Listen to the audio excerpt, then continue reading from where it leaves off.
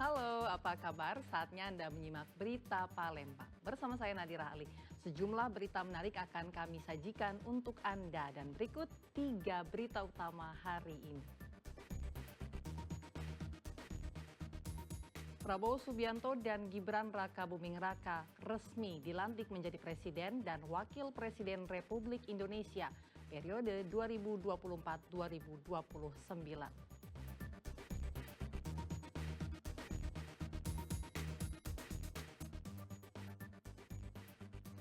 Kantor Camat Buai Pemuka Peliung, Kabupaten Ogan Komering Ulu Timur, ludes terbakar si jago merah.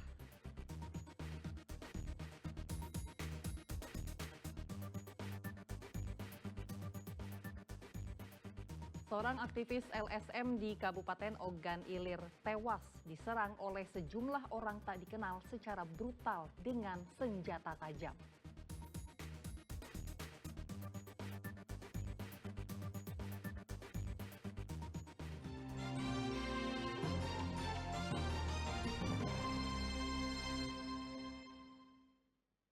Prabowo Subianto dan Gibran Raka Buming Raka resmi menjadi Presiden dan Wakil Presiden Republik Indonesia. Pelantikan digelar di Gedung MPR Jakarta.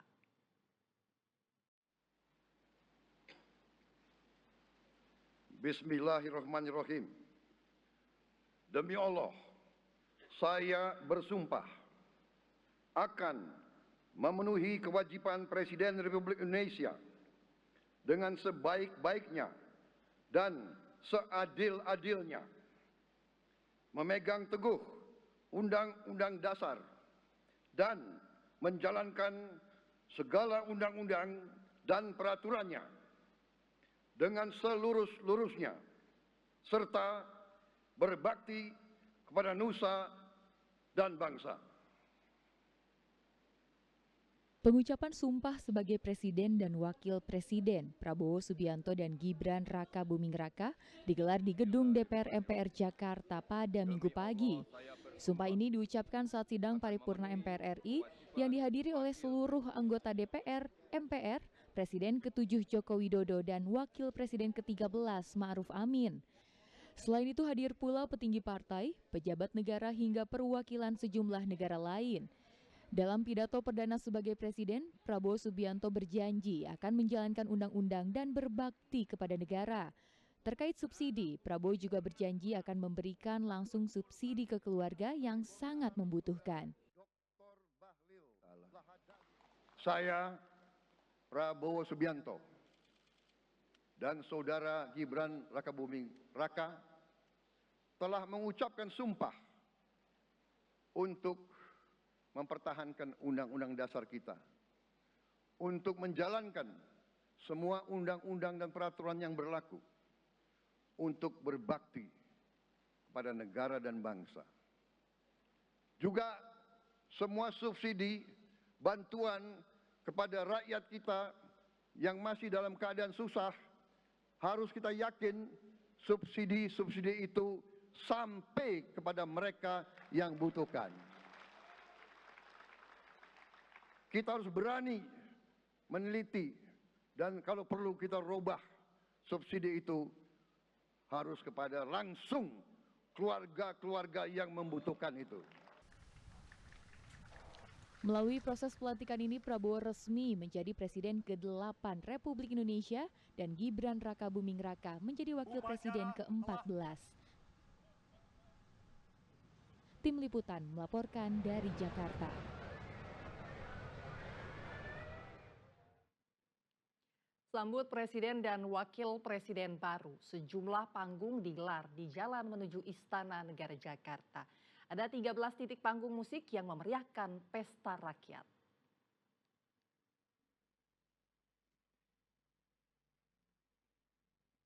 Kemeriahan menyambut Presiden dan Wakil Presiden baru Prabowo Subianto dan Gibran Raka Buming Raka digelar di sepanjang jalan dari Gedung MPR RI menuju Istana Negara.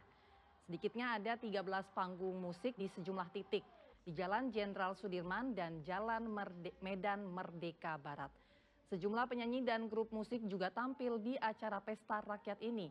Mulai dari Kotak Band, Ran, hingga Dewa 19 dan musisi lainnya.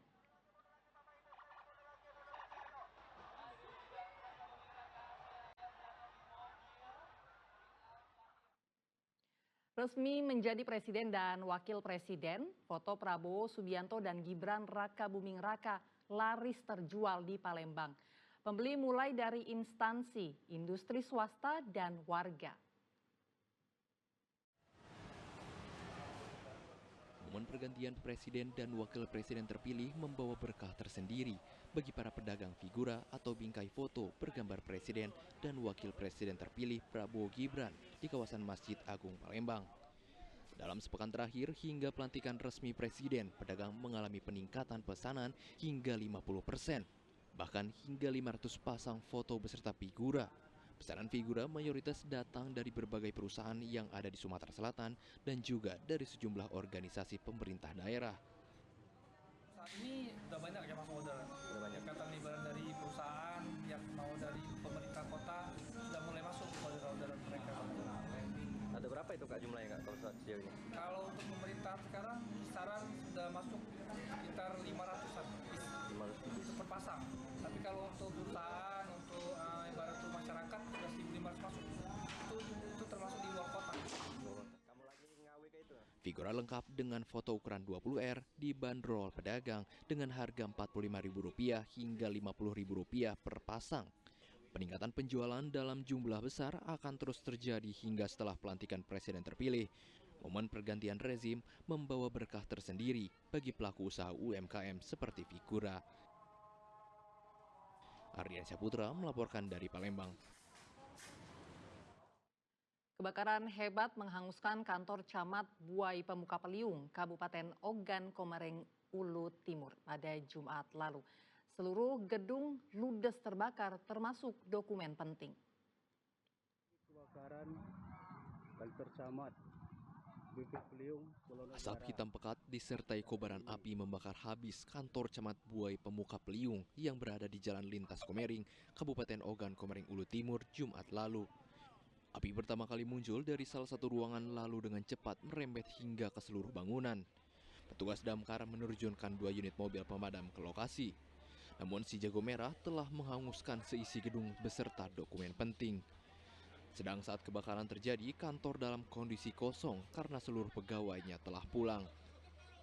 Kami sekitar jam 4.16 ya, jam 16 lewat tadi mendapat laporan langsung dari Bapak Camat, Bapak Ade ini bahwasanya kantor kecamatan Buai Peliung telah terbakar. Ketika kami di TKP sudah hampir 90% kantor kecamatan habis dalam api dan api masih menyala.